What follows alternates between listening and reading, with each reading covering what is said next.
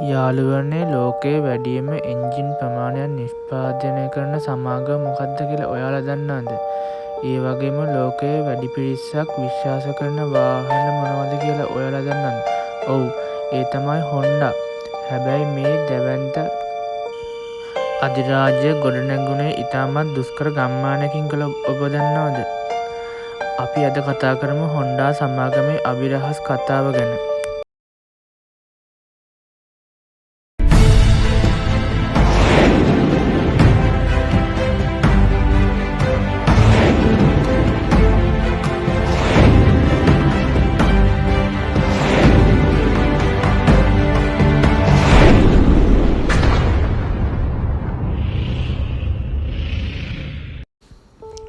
මේ කතාවේ වීරයා තමයි සොයිචිරෝ හොන්ඩා. ඔහු ඉතාමත් දුප්පත් පවුලක ඉපදුනා. හැබැයි යන්ත්‍ර සූත්‍රය ගැන පුදුම පිස්තුවක් තිබුණේ. ඔහු මුලින්ම කළේ ටොයෝටා සමාගමට පිස්ටන් රින්ග්ස් හදලා දුන්න එක. ඒක ප්‍රතික්ෂේප වුණා. දෙවන ලෝක යුද්ධයෙන් ඔහුගේ කර්මාන්ත ශාලා විනාශ වුණා. හැබැයි ඔහු ආදර්ශවත් වුණේ නැහැ.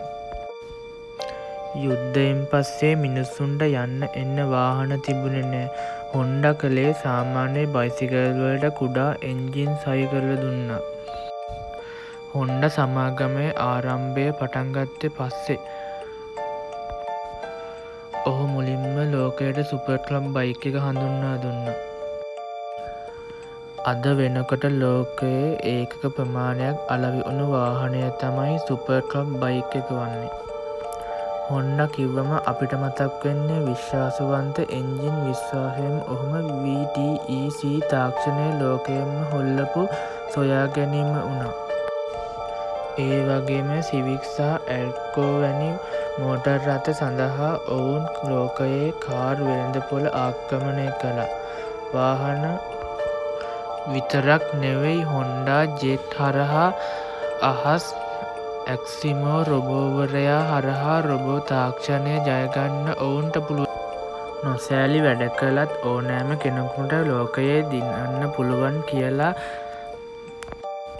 සොයිචිරෝ හොන්ඩා ඔප්පු කරලා තියෙනවා.